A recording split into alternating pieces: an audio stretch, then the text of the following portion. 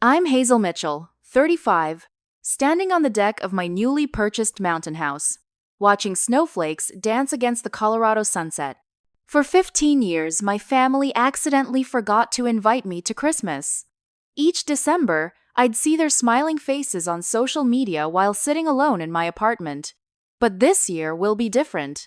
My phone buzzes with confused responses to my invitation. They're all coming to my mountain mansion, completely unaware that this Christmas will finally show them exactly what they've been missing all these years. Before I dive into my story, drop a comment letting me know where you're watching from.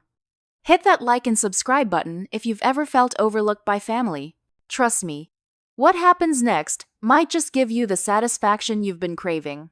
I grew up in a modest brick house in a middle-class Denver neighborhood. Our family started typically enough. My father, Richard, worked in banking. My mother, Diane, taught elementary school.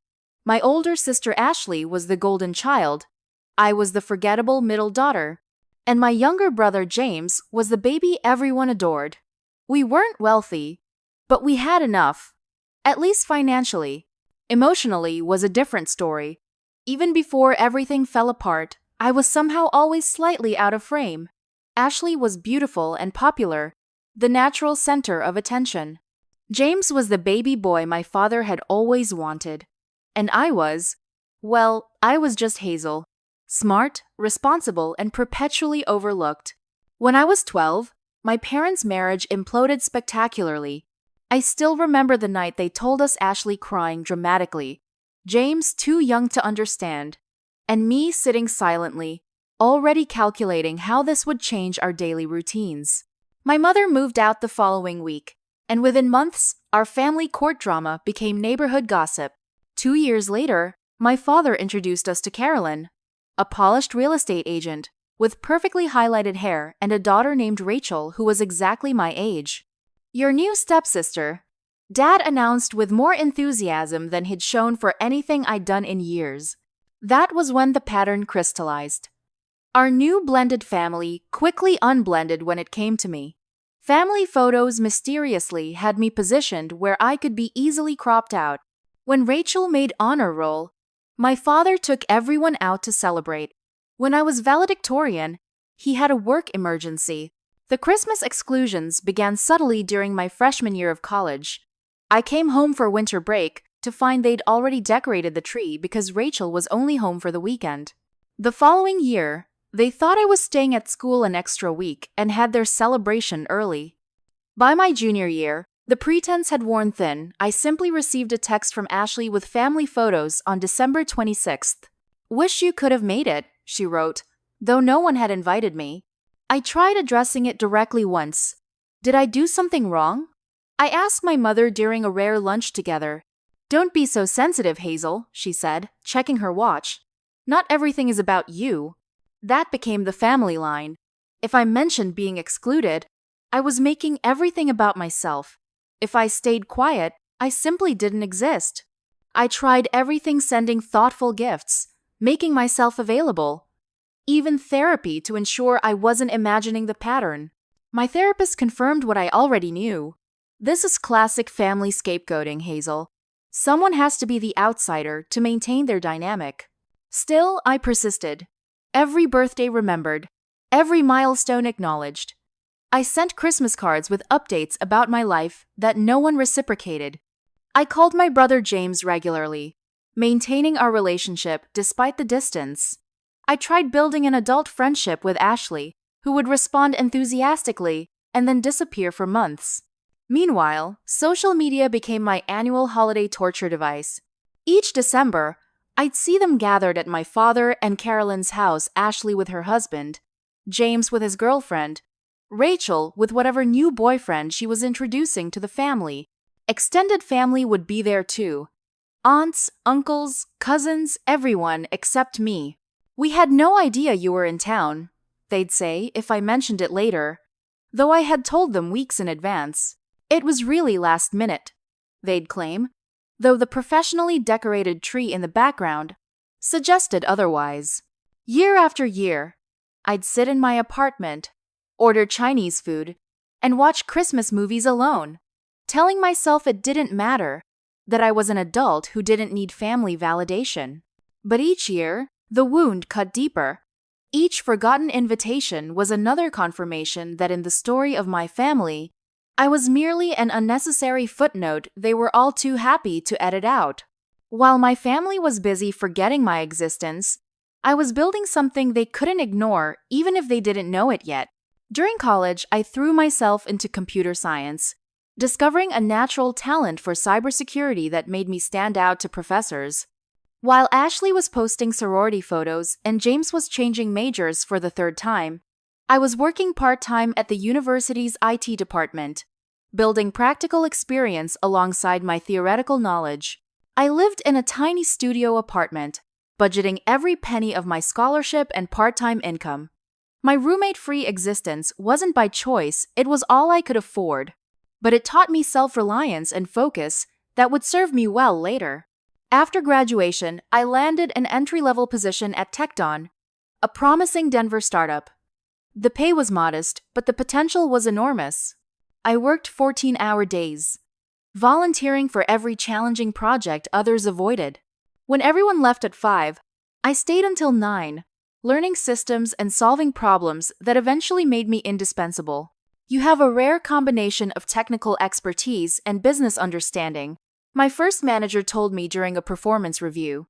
Don't let anyone overlook that value. When Tecton was acquired by a larger firm, I leveraged my position to negotiate a substantial role in the transition team. This visibility put me on the radar of executives who might otherwise never have noticed someone at my level. One particularly challenging security integration earned me a reputation as someone who could handle impossible situations.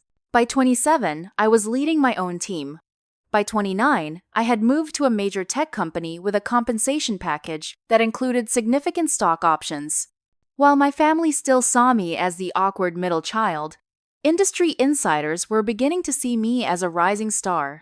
I developed a specialization in financial security systems, a niche that became increasingly valuable as cyber threats escalated.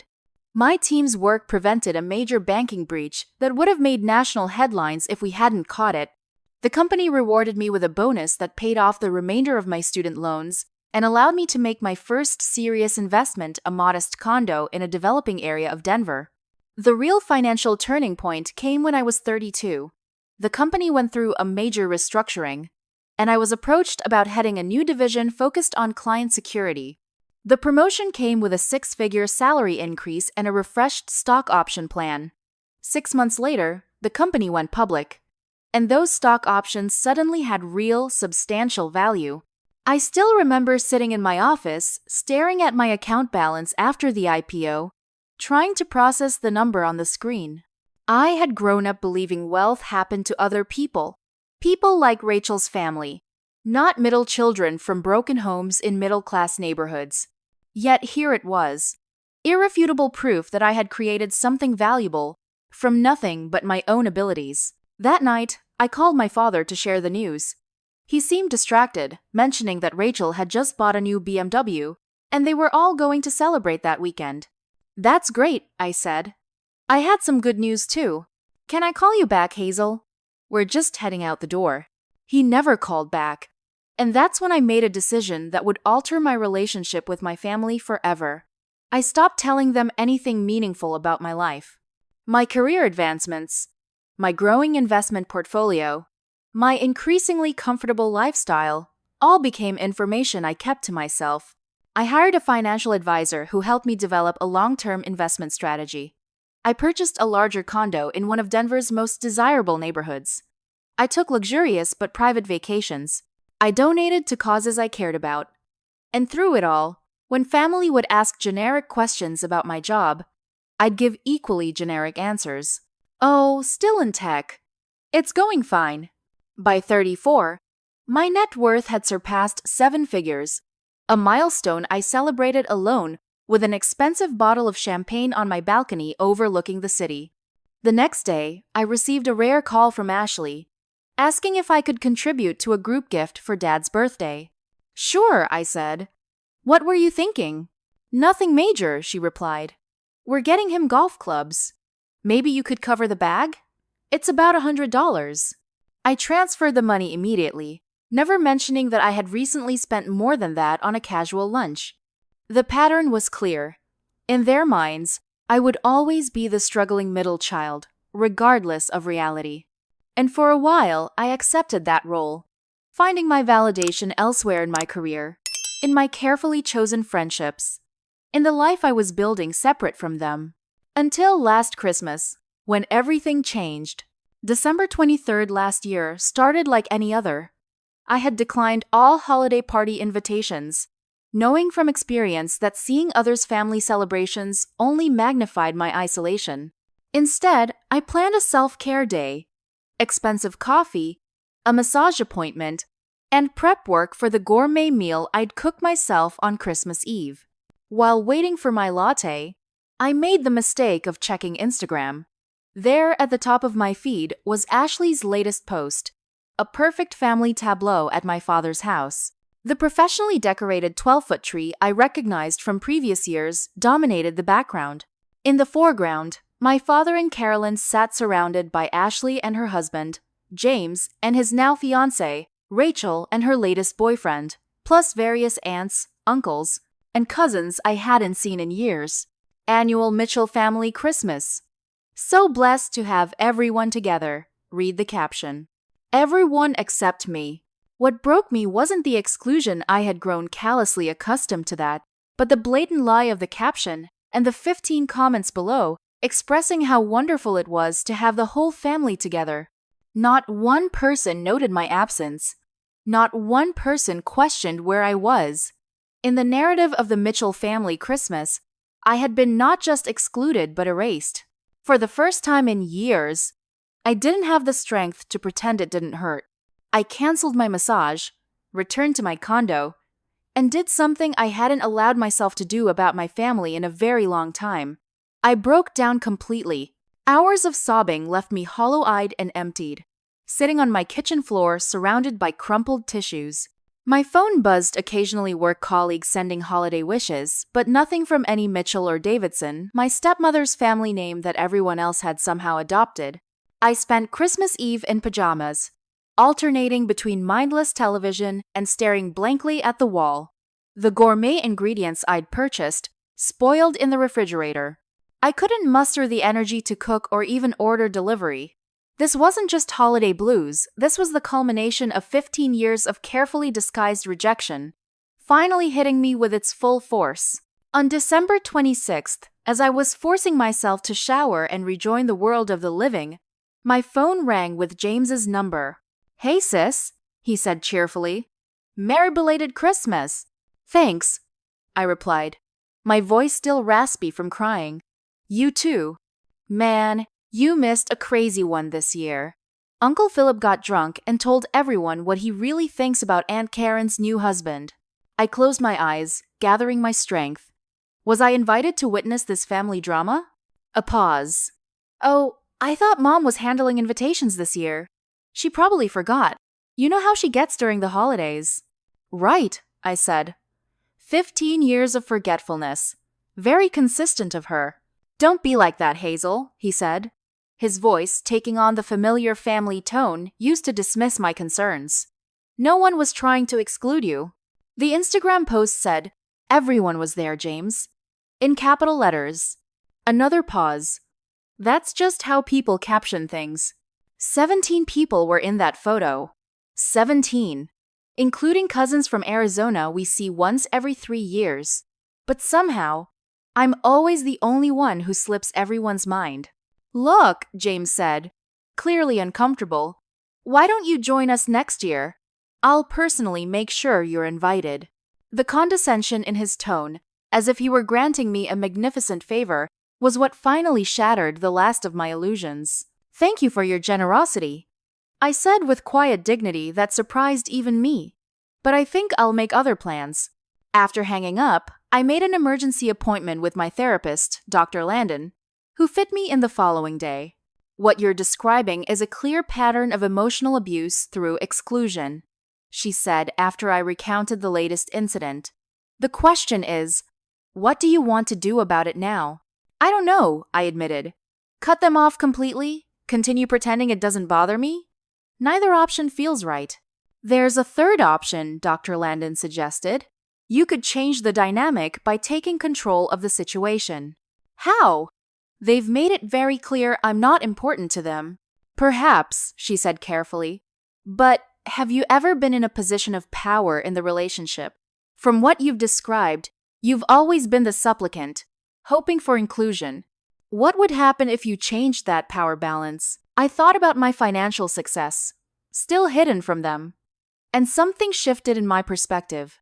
This pattern persists because it works for them. Dr. Landon continued. What if you created a situation where they had to see you differently? Where they had to confront the reality of who you actually are versus who they've decided you are? You mean, show them what they've been missing? She nodded. Not as revenge, but as a reset. Either it will create an opportunity for a more authentic relationship, or it will give you the closure you need to move forward without these annual wounds. As I left her office, a plan was already forming in my mind. I wouldn't just tell them about my success, I would show them in a way they couldn't ignore or dismiss. I would create a Christmas so perfect, so undeniable, that they would have to see me clearly for the first time in 15 years. It wasn't about revenge. It was about visibility. About finally being seen. Number Part 5. The Mountain House Plan. The idea came to me fully formed during a January ski weekend with friends in Aspen. As we relaxed in the luxury chalet my friend Catherine had rented, I gazed at the mountain views and thought, this is what power looks like. Not the flashy, obvious wealth of Rachel's BMW or Ashley's designer handbags, but the quiet confidence of exceptional property. Something my real estate agent's stepmother would immediately recognize the value of. Something no one in my family could afford. Something they couldn't diminish or dismiss. The next morning, instead of hitting the slopes, I contacted a real estate agent specializing in luxury mountain properties.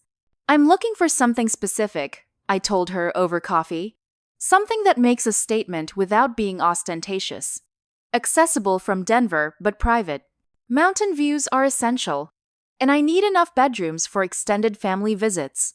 Melanie, my agent, raised an eyebrow. Family compound or personal sanctuary? Both, I replied.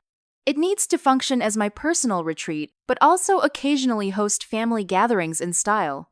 We spent 3 months viewing properties across Colorado's most beautiful mountain regions. Some were too remote, others too pretentious with their indoor waterfalls and gold fixtures. But in April, we founded a 6-bedroom modern mountain lodge in Evergreen, just 40 minutes from Denver, but feeling worlds away. Perched on 10 wooded acres with unobstructed views of Mount Evans, the house struck the perfect balance between impressive and welcoming. Floor-to-ceiling windows brought the spectacular landscape inside. An open floor plan with vaulted ceilings created dramatic common areas, while intimate spaces throughout offered coziness. The primary suite featured a private deck where I could imagine drinking morning coffee while watching deer graze below. When Melanie told me the asking price, $3.4 million, I didn't flinch. Thanks to another excellent year at work and smart investments, I could purchase it outright, though my financial advisor suggested a strategic mortgage to maintain investment flexibility. Are you sure about this? Catherine asked when I showed her the property photos. It's gorgeous, but it's a lot of house for one person. It's not just for me, I explained. It's for my future, whatever that looks like. And for now, it's for a very specific Christmas. The closing process took 6 weeks.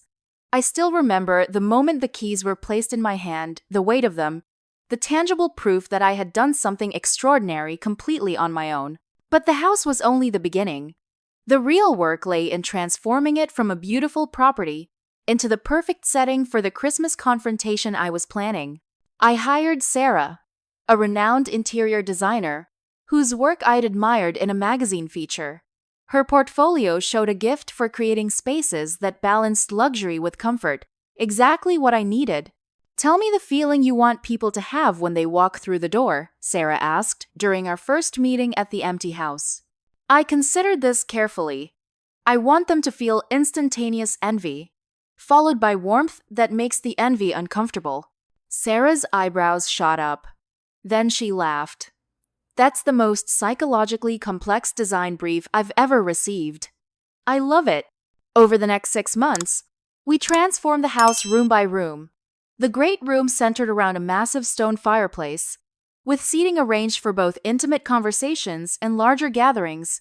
The dining area featured a custom-made table that could accommodate 20 people, with views of the mountains through windows dressed in simple but exquisite drapery. The kitchen became a chef's dream, with top-of-the-line appliances hidden behind custom cabinetry that maintained the warm, rustic elegance of the space. We added a wine cellar, a media room with theater seating, and a game room that would give even the most recalcitrant family member a reason to engage. Each guest bedroom received special attention, designed with a specific family member in mind, though Sarah didn't know that's what we were doing. This room feels very feminine but not girlish.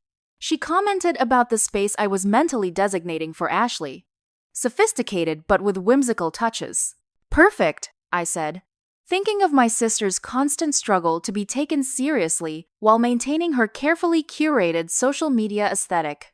For James and his fiancée, a warm room with a private deck and space for morning yoga, honoring his newfound wellness journey. For my father and Carolyn, the guest suite with the best mountain view and a luxurious bathroom featuring a soaking tub positioned to watch the sunset. Even Rachel received thoughtful consideration, a room with excellent lighting for her constant selfies and proximity to the kitchen for her midnight snacking habit I remembered from our brief time as roommates. Outside, landscapers enhanced the natural beauty of the property, adding subtle lighting to highlight the magnificent pines and creating several outdoor seating areas to enjoy the views from different perspectives. A hot tub on the lower deck would offer relaxation beneath the stars, regardless of how cold the December night might be. As fall arrived and the aspens turned golden, I added the final touches that would make the house not just impressive but personal. Carefully selected artwork that reflected my tastes, books that revealed my interests and intellect, subtle photographs showing my travels and the life they knew nothing about. By November, everything was ready except for the Christmas decorations, which I planned meticulously with a designer who specialized in holiday transformations for luxury homes. The tree in the great room should be visible from the driveway when they arrive, I instructed. I want it to be the first thing they see through the windows as they approach 12 feet minimum, professionally decorated but not looking sterile. We selected a color scheme of winter whites, burnished golds, and deep forest greens, elegant but inviting.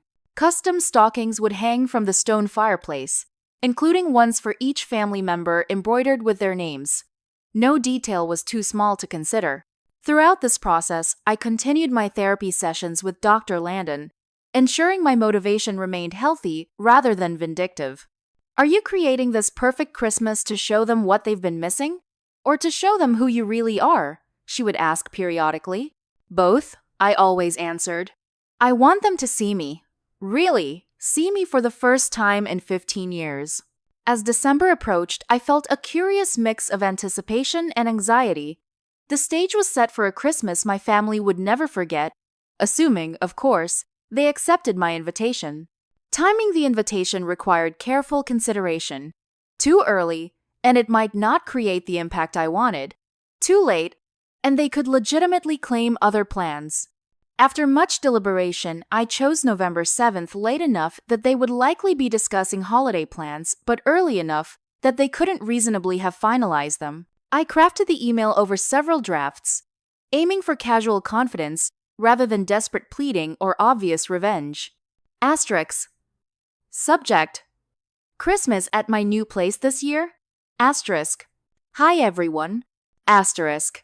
Hope you're all doing well as the holidays approach. I wanted to extend an invitation to spend Christmas at my new mountain house in Evergreen this year. I purchased it a few months ago as a weekend retreat from work stress. The tech industry has been good to me, and it's finally finished and furnished. Asterisk. Asterisk. I've attached a few photos, though they don't really do it justice. There's plenty of room for everyone with 6 bedrooms and spectacular mountain views. I've already arranged for catering and housekeeping during your stay, so no one has to worry about cooking or cleaning up. Asterisk. Asterisk. Let me know if December 23 to 26 works for everyone. I'd love to host you all for a change. Asterisk. Asterisk. Love asterisk. Hazel. I attached 5 carefully selected photos. An exterior shot showing the house with mountains behind it, the great room with its soaring ceilings and massive fireplace, the gourmet kitchen, one of the guest suites, and the view from the main deck. Enough to convey luxury without seeming like I was showing off. After one final review, I clicked send, then immediately turned off my phone and went for a long hike on my new property. Whatever their reactions, I didn't want to seem eagerly waiting for responses. When I returned 3 hours later and checked my email, the responses had already started flooding in. My mother was first, replying within 20 minutes of my original message. Asterisk Hazel. What a wonderful surprise! The house looks absolutely stunning.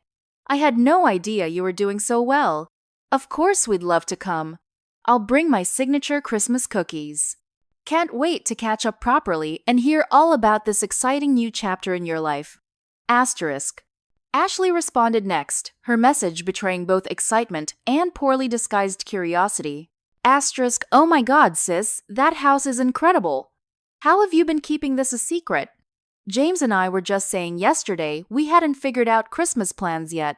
So your timing is perfect. Kyle and I are definitely in. By the way, would it be okay if I take some photos for my Instagram while we're there? The lighting looks amazing and that view is to die for. So proud of you, asterisk. My father and Carolyn sent a joint reply that arrived that evening. Hazel, asterisk. What a surprise to hear from you with such news. The property looks impressive. Carolyn says the location is one of the most desirable in Colorado right now. We'd need to check a few things before confirming, but tentatively, yes. Carolyn is curious about which developer you purchased from and whether you worked with an interior designer. Perhaps you could send more details when you have a moment. Asterisk. Asterisk. Best. Asterisk. Asterisk. Dad and Carolyn asterisk. Their hesitation was telling. They needed to verify this wasn't some rental I was trying to pass off as my own, or perhaps they were checking whether they had better offers before committing to my invitation. James replied with characteristic enthusiasm. Asterisk. Hey Hazel, house looks awesome. Madison and I are definitely in. We were just saying we wanted to do something different this Christmas. Did you get into crypto or something? Last time we talked, you were just doing regular programming stuff. Whatever it is, congrats. Need us to bring anything? Drinks? Games? Can't wait. Asterisk. Rachel's response was the most transparently opportunistic. Asterisk. Hi Hazel. Long time no talk. Your house is gorgeous. Looks like something from Architectural Digest. I'm actually between apartments right now. Long story. We'll tell you when I see you. So this invitation is perfect timing. Would it be possible for me to come a day early or stay a few days after? The mountains would be such a perfect reset for me right now. Let me know. XOO asterisk. Their responses revealed exactly what I had anticipated. Sudden interest in the family member they'd been perfectly content to exclude for 15 years, now that I had something they wanted access to. Over the next few weeks, I had separate phone conversations with each family member, all following a similar pattern. Initial awkwardness gave way to probing questions about my career, my finances, and the house, which I answered with deliberate vagueness. Oh, you know how the tech industry can be. Right place, right time, I'd say when asked directly about my success. I'd rather hear about what you've been up to. I'd deflect when they pressed for details. My mother called 3 times, each conversation more transparent than the last. I always told your father you would do well for yourself, she said during our 3rd call, rewriting history with breathtaking confidence. You were always so independent and smart. I bit back the urge to remind her she had once told me I was too focused on achievement and should learn to be more personable like Ashley. Instead, I said, "Thank you for believing in me, Mom. I'm looking forward to showing you the house." As December approached, I finalized arrangements with the catering company, housekeeping service, and holiday decorator. I scheduled final deliveries of gifts I had carefully selected for each family member, thoughtful and expensive items that demonstrated both my financial capacity and my intimate knowledge of their preferences, despite years of minimal contact. For my father, a rare first edition of his favorite author's most acclaimed novel. For Carolyn, a custom-designed piece of jewelry from a renowned artist she had once mentioned admiring. For Ashley, a luxury handbag I knew she had been coveting but couldn't justify purchasing. For James and Madison, premium camping equipment for their newfound love of outdoor adventures. Even for Rachel, a series of private sessions with a photographer whose work she frequently praised on social media. The night before their arrival, I stood in the fully decorated great room, the magnificent tree glowing with hundreds of tiny lights, and felt a complex mixture of emotions, a satisfaction at creating something so beautiful, anxiety about the coming confrontation, and lingering sadness that it had taken material success to make my family interested in, including me. "Remember why you're doing this," I whispered to myself. Dr. Landon's words echoing in my mind. Not for revenge, but for resolution. Whatever happened over the next few days would either heal 15 years of exclusion or provide the closure I needed to permanently redefine these relationships. Either way, I would finally be visible. December 23rd arrived with picture-perfect timing. A light snow began falling mid-morning, just enough to dust the pines and create a holiday atmosphere without making the roads dangerous. I woke at dawn, too anxious to sleep, and walked the property in the quiet blue light of early morning, mentally preparing for the day ahead. By noon, everything was ready. The caterers had prepared a welcome spread of appetizers and drinks. A fire crackled in the great room fireplace. Holiday music played softly throughout the house. Fresh flowers brightened every room, and the scent of pine and cinnamon created an atmosphere of seasonal warmth. I had chosen my outfit carefully: cashmere sweater and tailored pants in a deep forest green. Elegant but not ostentatious. My hair, usually pulled back for work, fell in loose waves around my shoulders. I looked successful and confident, but still recognizably myself. At 2 o'clock precisely, the first car appeared on the long driveway, winding up to the house. From my position near the great room windows, I watched my mother's sedan approach, followed closely by Ashley's Range Rover. A few minutes later, James and Madison arrived in their Subaru. My father and Carolyn's Mercedes appeared last, with Rachel unexpectedly riding with them, a detail that immediately suggested family alliance dynamics I hadn't anticipated. I opened the front door as they gathered in the circular driveway, watching their expressions as they took in the full impact of the property for the first time. My mother stood open-mouthed, while Ashley immediately began taking photos with her phone. James whistled low under his breath, and my father narrowed his eyes slightly, his tell for when he was mentally calculating value. "Welcome," I called from the doorway, the slight elevation of the entrance allowing me to look down on them for the first time in our relationship, a symbolic power position that wasn't lost on Carolyn, whose real estate instincts clearly registered the psychological advantage of the home's design. One by one, they approached with hugs and exclamations about the house and the drive, their awkwardness palpable beneath the forced enthusiasm. I guided them inside to the great room, enjoying their stunned silence as they took in the soaring ceilings, the wall of windows framing snow-capped mountains, and the magnificent Christmas tree glowing in the corner. "Hazel, this is incredible," my mother finally said, turning slowly to absorb the full impact of the room. "I had no idea you were doing so well." "There's a lot we don't know about each other," I replied with a smile that didn't quite reach my eyes. "Drinks? The caterers have prepared hot cider, cocoa, or something stronger if anyone prefers." As they settled with beverages, the initial shock gave way to more pointed reactions. My mother Diane began a subtle inspection tour, running her finger along surfaces as if checking for dust and examining decor items for brand names. "Everything is so tasteful," she said, in a tone suggesting surprise that I would know how to create such an elegant environment. My father Richard approached next, awkwardly patting my shoulder. "This is quite a place you've got here, Hazel. Must have cost a pretty penny." What exactly are you doing at that tech company these days? I lead our financial security division, I answered simply. The company went public a few years ago. His eyebrows shot up. Public? And you had stock options? Something like that, I replied, unwilling to give him the satisfaction of concrete numbers. Ashley had already moved through most of the main floor, her phone continuously capturing images of each perfect vignette. The lighting in here is insane, she gushed. My followers are going to freak out. Do you mind if I tag the location? I'd prefer to keep the exact address private, I said firmly.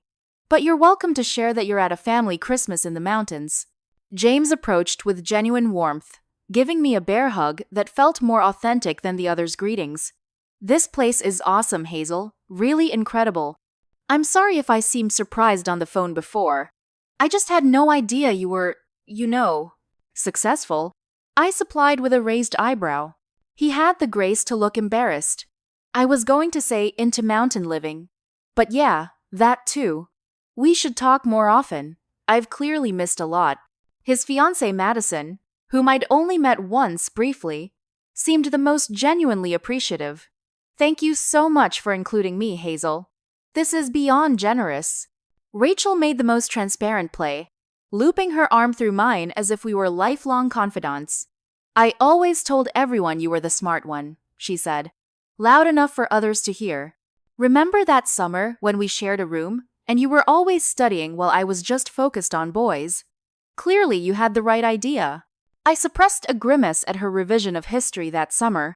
She had actively excluded me from social activities, mocked my study habits, and accidentally spilled soda on my laptop. Carolyn's approach was the most calculated, her real estate expertise making her evaluation of the property almost clinical. The finishes are exquisite, she commented, examining the stonework around the fireplace. Who was your architect for the renovations? The integration of modern elements with a traditional mountain aesthetic is quite skillful. After the initial greetings and refreshments, I offered a tour of the house, deliberately saving their designated guest rooms for last. As I guided them through the home, pointing out features and sharing anecdotes about the renovation process, their reactions revealed much about their characters. My mother continued her passive-aggressive commentary. It's all so grand, Hazel. I hope it doesn't feel too empty when you're here alone. Ashley couldn't stop comparing the house to properties owned by influencers she followed. This kitchen is even bigger than Jessica Miller's, and she has 5 million followers. My father attempted to position himself as an advisor despite his complete absence during the purchase and renovation. Smart investment in this area. Property values have been climbing steadily. You should consider purchasing additional land if any adjacent parcels come available. When we finally reached the guest suites, I enjoyed watching their reactions as they realized the thoughtfulness behind each room's design. Ashley gasped audibly when she saw her space, immediately testing the perfect selfie lighting I had installed. James and Madison exchanged emotional glances at the yoga deck attached to their suite. How did you know I'd started practicing yoga? James asked, genuinely moved. I follow you on Instagram, I replied simply. Just because you don't see me doesn't mean I'm not watching. The moment landed with uncomfortable weight, causing James to look away first. My father and Carolyn's reaction to their suite was the most telling immediate appreciation of the premium location and amenities, followed by a shared glance that clearly communicated their reassessment of my financial position. The view from this room is the best in the house, Carolyn noted, her professional assessment transparent, except for the primary suite, I corrected gently, which has an even more spectacular vista. Rachel's delight at her room's perfect Instagram lighting and proximity to the kitchen caused a flash of annoyance to cross her face, quickly masked by effusive thanks. You remembered I like midnight snacks. I remember everything, Rachel. I replied with a smile that didn't quite meet my eyes. After everyone had settled into their rooms, we gathered for an early dinner catered by one of Denver's most exclusive restaurants. The conversation remained superficial, careful questions about my career, met with vague responses, awkward reminiscences about family events I had been excluded from, and transparent attempts to establish connections with my new, successful identity. Throughout the meal, I maintained pleasant detachment, neither confronting their behavior nor fully engaging with their attempts at intimacy. The tension beneath the polite conversation was palpable, everyone aware on some level that this gathering was different from their usual family dynamics, but no one yet willing to acknowledge why. As we finished dessert, an exquisite bûche de Noël that my mother pointedly mentioned she could have made herself, I excused myself briefly to check on arrangements for the following day. In the privacy of my office, I took a deep breath, steadying myself for the days ahead. Through the open door, I overheard Ashley whispering to James, "Do you think she's trying to make us feel bad about not including her more?" "I don't know," James replied. "But have you noticed how different she seems? Like, confident, but kind of distant at the same time." Well, Ashley said with characteristic lack of self-awareness, she could have shared all this with us sooner. It's not like we knew she was doing so well. I closed my eyes, reminding myself of Dr. Landon's advice. Their reactions reveal more about them than about you. Stay focused on what you want from this experience. What I wanted was becoming clearer with each interaction. Not revenge or even approval, but simply acknowledgement, recognition of the pattern, and perhaps genuine connection moving forward. Tomorrow would be Christmas Eve, and with it would come the first real opportunity for the authentic conversations I had been planning for months. Whether they were capable of such honesty remained to be seen. Christmas Eve dawned clear and brilliant, sunlight glinting off fresh snow that had fallen overnight. I rose early, enjoying the quiet house before the family dynamics resumed. At my instruction, the catering staff had arranged a breakfast buffet in the kitchen that would stay fresh for whenever people wandered down. James and Madison were first to appear, already dressed in outdoor gear. "Mind if we explore the property?" James asked, pouring coffee. Madison spotted some trails from our window. "Of course," I replied. "There's about 10 acres to wander. I've had some snowshoes placed in the mudroom if you want to use them." By mid-morning, everyone had emerged and breakfast was in full swing. I announced the day's optional activities: snowshoeing on the property, a trip into the charming town of Evergreen for last-minute shopping, or simply relaxing at the house with books, games, or movies. I thought we could all reconvene for appetizers and drinks around 4, then have our Christmas Eve dinner at 6, I concluded. The morning passed pleasantly enough. Ashley and my mother opted for shopping, while my father and Carolyn chose to remain at the house, ostensibly to read, but actually to conduct a more thorough inspection of the property when they thought I wasn't noticing. Rachel, predictably, spent the morning taking selfies in various picturesque locations around the house and property. I joined James and Madison for snowshoeing, appreciating their genuine effort to connect. As we traversed a particularly beautiful ridge overlooking the valley, James broached the subject I knew had been bothering him. "Hazel, I feel like I need to apologize," he began hesitantly. "Being here, seeing all you've accomplished, it's made me realize how little I've included you over the years." "Why do you think that happened?" I asked, neither accepting nor rejecting his apology. He frowned, considering. "I don't know. At first, it was just following what everyone else did. Later, I guess it became habit. And then it was easier to pretend it was normal than to admit it was wrong." I finished for him. He nodded, looking genuinely troubled. "I've been a shitty brother." "You've been an absent brother," I corrected. "There's still time to change that."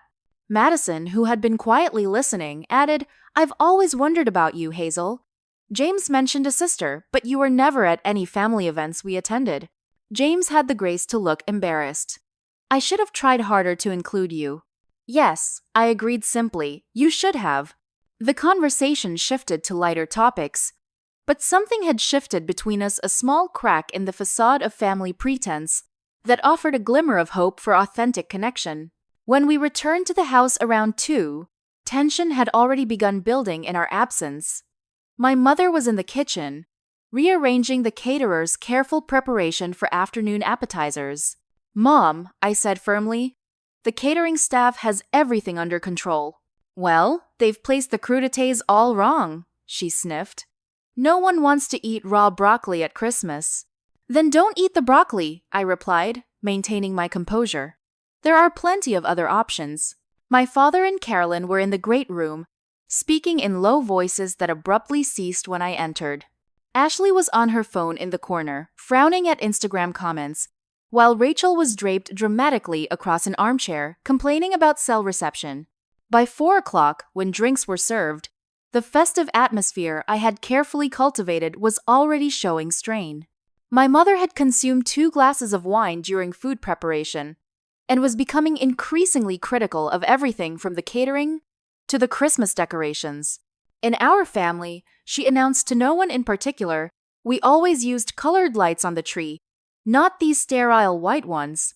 This isn't our family tree, Mom, I replied evenly. It's my tree, in my house.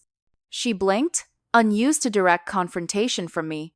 Well, I'm just saying it doesn't feel very traditional. Maybe that's the point, I said, locking eyes with her until she looked away first. As the afternoon progressed, the undercurrent of tension grew stronger.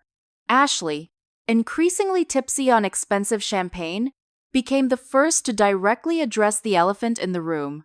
So Hazel, she said loudly, interrupting a conversation about local ski resorts, are you trying to make us feel bad about the past with all this? She gestured expansively at the luxurious surroundings. A hush fell over the room. Make you feel bad about what, exactly? I asked calmly. Ashley faltered, suddenly aware of the attention. You know, about not including you more. I invited you here to share my home and celebrate Christmas, I replied. How you feel about the past 15 years of exclusion is entirely up to you. My father cleared his throat uncomfortably. I think what Ashley means is that this all seems very pointed. Does it? I asked, raising an eyebrow. How interesting that sharing my success feels like an accusation to you. Carolyn attempted to smooth over the moment with practiced charm. What your father means is that we're all surprised, pleasantly surprised, by how well you've done for yourself. We just wish we'd been more included in your journey. The audacity of her statement inverting 15 years of their exclusion into my failure to include them momentarily left me speechless. It was James who broke the tense silence. That's not fair, Carolyn. We all know Hazel wasn't included in family events for years. I was just apologizing to her about it this morning. Oh, James, don't be dramatic, my mother interjected, wine glass dangerously close to spilling. Hazel was always welcome. She just chose to focus on her career instead of family. When exactly was I welcome, Mom? I asked, my voice steady despite the emotion rising in my chest. Was it when you forgot to tell me about Christmas gatherings? Or when Ashley posted family photos captioned, everyone together, that didn't include me? Or perhaps it was when Rachel deliberately kept me off invitation lists.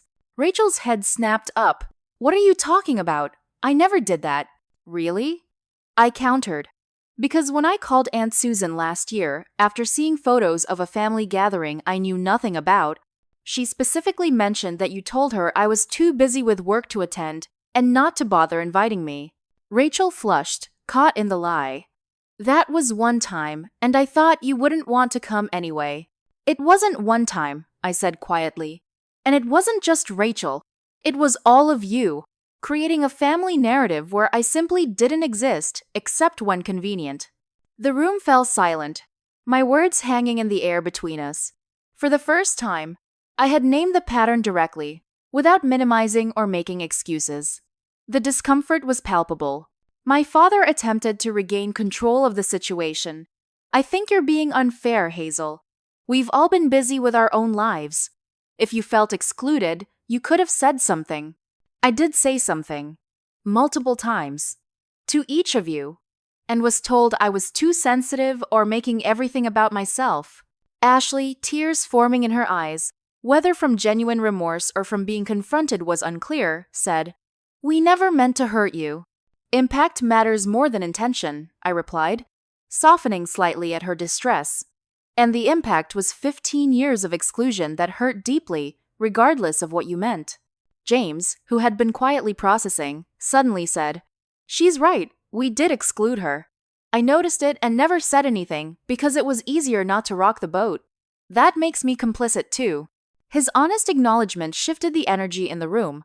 Madison squeezed his hand supportively, while the others looked increasingly uncomfortable with the direct confrontation of their behavior. The catering staff chose that moment to announce that dinner was ready to be served, providing a welcome interruption to the tense conversation.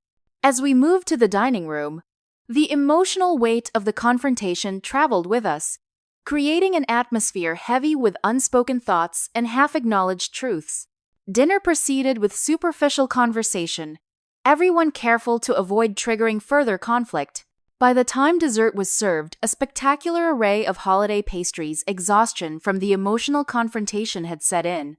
Perhaps we should all get some rest, I suggested as coffee was poured. Tomorrow is Christmas Day, and I think we could all use some time to reflect. As everyone retreated to their rooms, James hung back, catching me alone in the kitchen. I want you to know I'm genuinely sorry, he said quietly. Not just because of all this, he gestured at the house, but because I should have been a better brother regardless of your success. I nodded, acknowledging his sincerity. Thank you, James. That means a lot. Do you think there's a way forward for us? As a family, I mean? I considered his question carefully. I don't know. That depends on whether tonight was a momentary discomfort everyone will try to forget, or the beginning of honest recognition and change. For what it's worth, he said, heading toward the stairs. I'm hoping for the latter. As I moved through the quiet house, extinguishing lights and checking locks, I felt a curious mix of exhaustion and relief.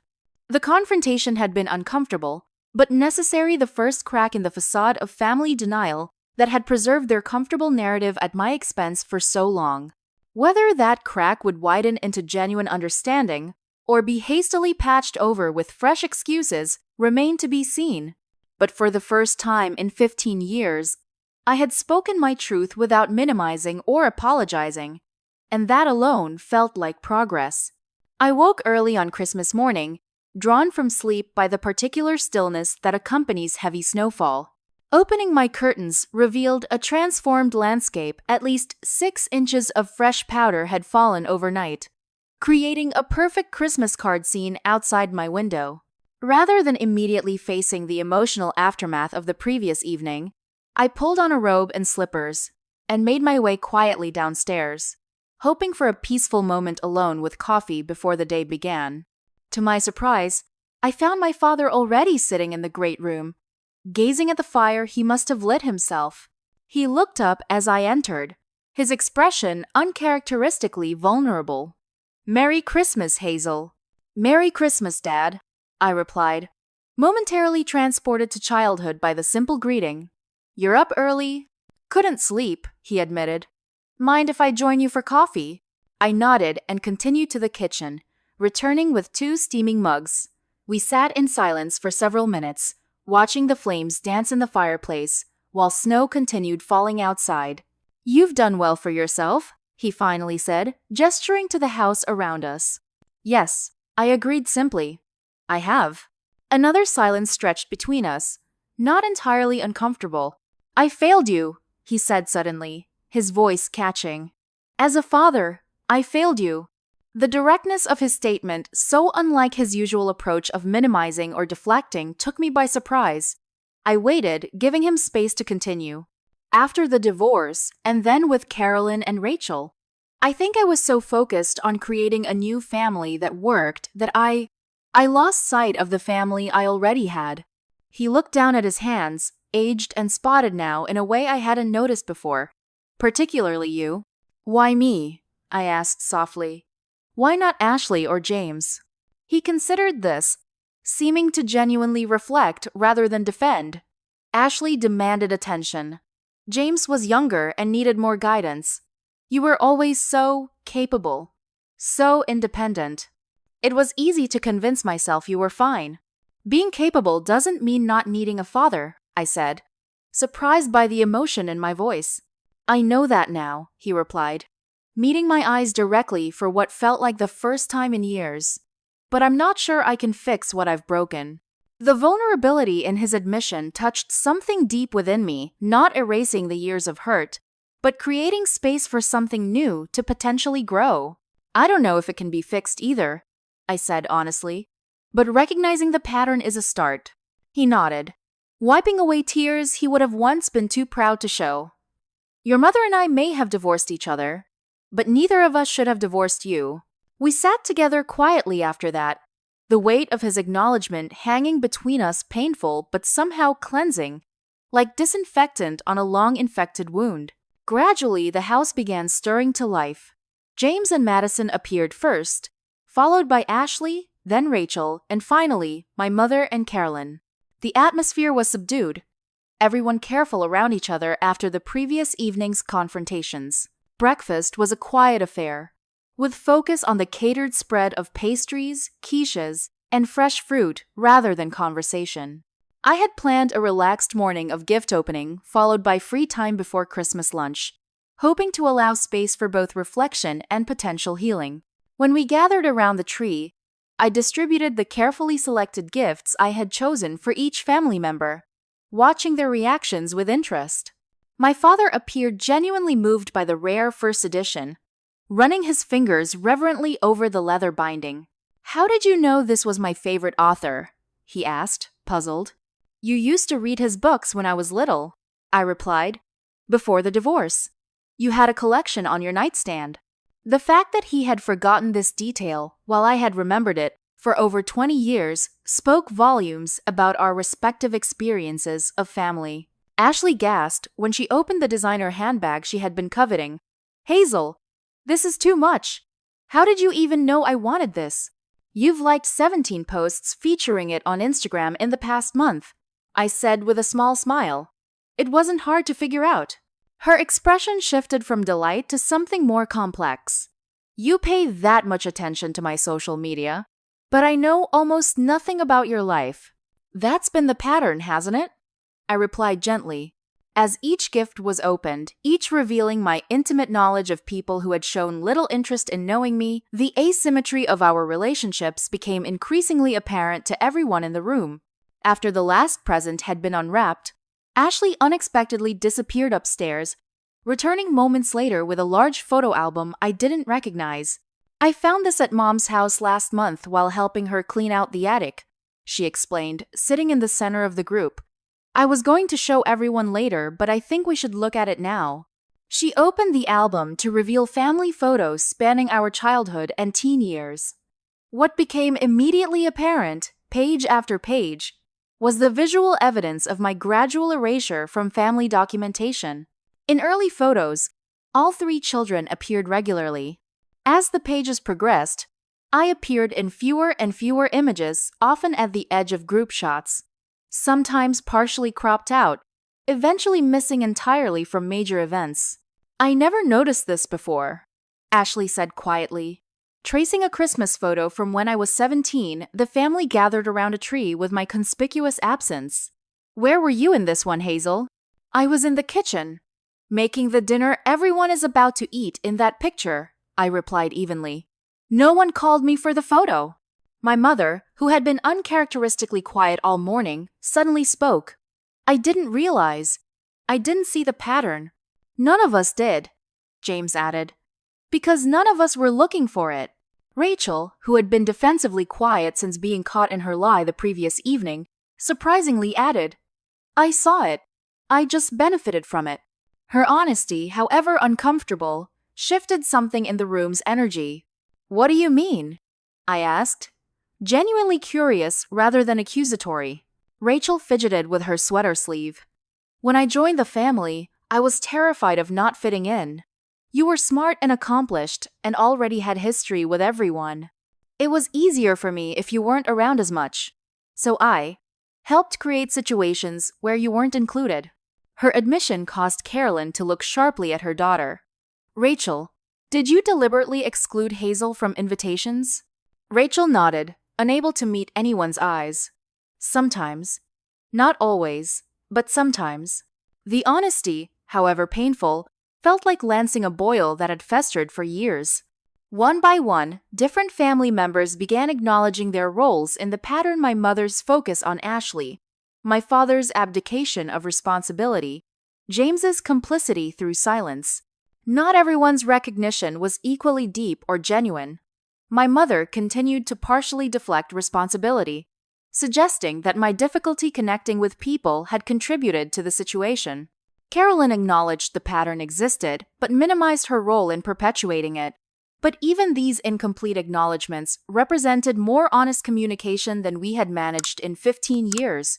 As the morning progressed into afternoon, our conversations ebbed and flowed between difficult honesty and lighter moments of genuine connection. The catered Christmas lunch provided a welcome respite from emotional intensity, allowing space for digestion of both food and feelings. After lunch, James suggested a walk on the snowy property, and several of us bundled up to join him. As we trudged through pristine powder, conversations naturally divided into smaller groups.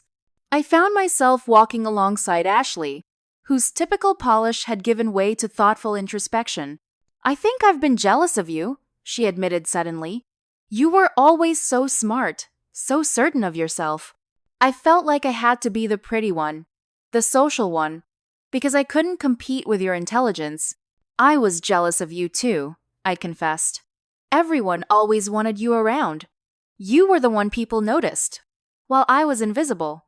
"Not invisible," she corrected. "Just easier to take for granted because you never seemed to need anything from anyone." "I needed my family," I said quietly. She nodded, linking her arm through mine as we walked. "I know that now." By evening, as we gathered for a lighter dinner of Christmas leftovers, the atmosphere had transformed. The defensive tensions of the previous day had largely dissolved, replaced by something more authentic, not perfect understanding or complete reconciliation, but genuine acknowledgement of both past patterns and potential futures. As we sat around the fire after dinner, my father raised his glass to Hazel for bringing us together and forcing us to see what we've been missing all these years, not just this beautiful house, but more importantly, her. The toast was followed by murmurs of agreement and the clinking of glasses. But what meant more was the sustained eye contact from each family member, the feeling, for perhaps the first time, of being truly seen. Later, as the evening wound down and people began drifting off to bed, I found myself alone in the kitchen with James and Madison. They were helping clean up despite my protests that the staff would handle it in the morning. "What happens after Christmas?" James asked, voicing the question that had been hovering unspoken all day. "I don't know," I answered honestly. "I don't think 15 years of patterns change in 2 days." "But they can start to change," Madison suggested. Yes, I agreed. They can start to change. And in that moment, I realized my goal for this Christmas had been achieved, not revenge or vindication, but visibility. For the first time in 15 years, my family was seeing me clearly, and while that visibility couldn't erase the past, it created the possibility of a different future. The day after Christmas dawned clear and cold. The emotional intensity of the previous 2 days had left everyone drained but oddly peaceful, as if a long-held breath had finally been released. Breakfast was a quiet affair, with conversation flowing more naturally than it had since everyone's arrival. As departure time approached, I observed the varying degrees of reconciliation reflected in each goodbye. My father embraced me tightly, whispering, "I'm proud of you, Hazel." Not because of all this he gestured at the house, but because of who you are. "I'm sorry it took me so long to see that clearly." His acknowledgement brought unexpected tears to my eyes. "Thank you, Dad." My mother's goodbye was more complicated, a mixture of genuine remorse and persistent defensiveness that suggested her recognition of the pattern remained incomplete. "This was illuminating," she said, kissing my cheek. "We should talk more often. Perhaps you could call on Sundays?" It wasn't a full reckoning with her role in my exclusion, but it was an invitation to connection that hadn't existed before. Ashley hugged me fiercely. "I've been a terrible sister," she whispered. "I want to do better." "We can both do better," I replied, returning her embrace. James and Madison were the last to leave, their goodbye feeling less like an ending and more like a pause in an ongoing conversation.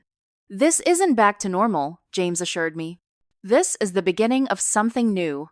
Rachel's farewell was perhaps the most surprising, a simple "I'm sorry" delivered with uncharacteristic humility before she quickly retreated to my father and Carolyn's car. Carolyn herself maintained her poised exterior, but her parting words revealed a shift in perception. You've created something remarkable here, Hazel. Not just this house, but this moment of clarity for all of us. That takes a special kind of strength. As the last car disappeared down the driveway, I stood on my front porch, watching until the sound of engines faded completely into mountain silence.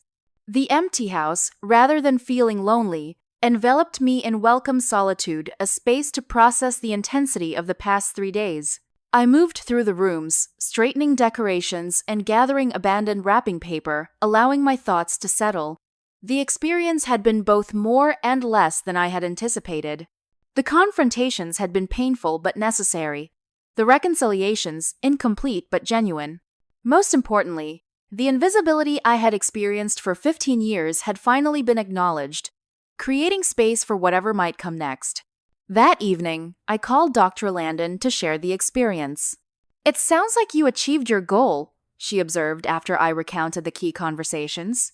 "You wanted to be seen, and you were finally seen." "Yes," I agreed. "Though I'm not sure where we go from here."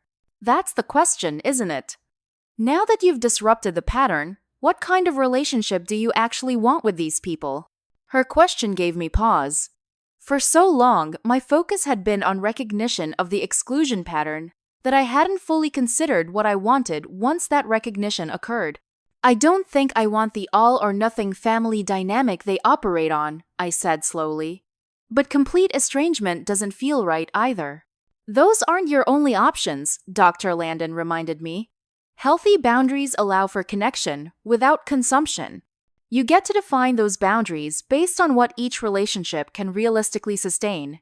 Over the weeks that followed, I began the careful work of establishing those boundaries. With James and Madison, a genuine friendship began to flourish through regular calls and occasional visits. With Ashley, a more tentative reconnection developed her initial enthusiasm, sometimes giving way to old patterns that required gentle but firm redirection. My father made consistent efforts to bridge the gap between us, his recognition of past failures, creating space for a more authentic relationship than we had ever managed before. My mother's engagement remained more superficial, but even her limited acknowledgement allowed for cordial, if not deeply connected, interactions. Rachel and Carolyn remained the most distant, our relationship civil but largely unchanged, a reality I accepted rather than fought against. By the following November, when holiday planning began again, I had developed enough clarity to make a decision that honored both the progress we'd made and the reality of our family dynamics. Rather than hosting another Christmas at my mountain house, I proposed a new approach. "I'll be having friends over for Christmas Eve this year," I told my father during one of our now regular calls. "But I'd love to join everyone for Christmas dinner, if that works." The ability to define my own involvement, to choose connection without sacrificing my boundaries, felt like true progress. More importantly, the invitation was extended directly and intentionally, marking a concrete change in the family pattern. In the years since the Christmas confrontation, I had transformed my relationship with the mountain house as well. Rather than viewing it primarily as a stage for family recognition, I had reclaimed it as my personal sanctuary, filling it with elements that brought me joy. A library of books I'd always wanted to read, a space for friends to gather, a home office overlooking the mountains where I could work in inspired solitude. The following December, I hosted a Christmas Eve gathering of close friends, people who had seen and valued me long before my family recognized my absence. Among them was Michael, a man I had been dating for several months, whose easy acceptance and genuine interest in me provided a healthy contrast to my family's complicated dynamics. On Christmas morning, before driving to my father's house for family dinner, I stood on my deck watching the sunrise illuminate the mountains. The pain of exclusion hadn't disappeared entirely. Such wounds never heal without leaving marks, but it had transformed from an active ache into a tender scar, a reminder of where I had been and how far I had come. The true gift of the previous year's confrontation hadn't been the vindication of being seen by my family, though that recognition was important. The greater gift had been the liberation of seeing myself clearly, recognizing my own worth, independent of family validation, and learning that I could honor my history without being defined or limited by it. As I prepared to join my family this time as an equal participant rather than a forgotten afterthought, I felt profound gratitude for the journey that had brought me here. Not just to this beautiful house on a mountain, but to this place of authentic self-acceptance, where I could engage with my imperfect family from a position of strength rather than need. The mountain house had served its purpose not as a tool for revenge, but as a catalyst for transformation. What had begun as a statement to my family had become a gift to myself, a home that reflected not who they had failed to see, but who I had become despite that failure. A place where I could welcome others' family, friends, and perhaps someday my own children with the authentic seeing and valuing that had been missing from my own experience. This, I realized, was the true meaning of healing, not the absence of scars, but the creation of something beautiful from the wounds that had shaped me. What do you think about Hazel's journey? Have you ever felt overlooked by family? And if so, how did you handle it? I'd love to hear your thoughts in the comments below. If this story resonated with you, please hit that like button and subscribe to my channel for more stories about family dynamics and personal growth. And don't forget to share this video with someone who might need to hear that they deserve to be seen. Thank you for watching. And remember, sometimes our greatest strength comes from the very places where we've felt most invisible.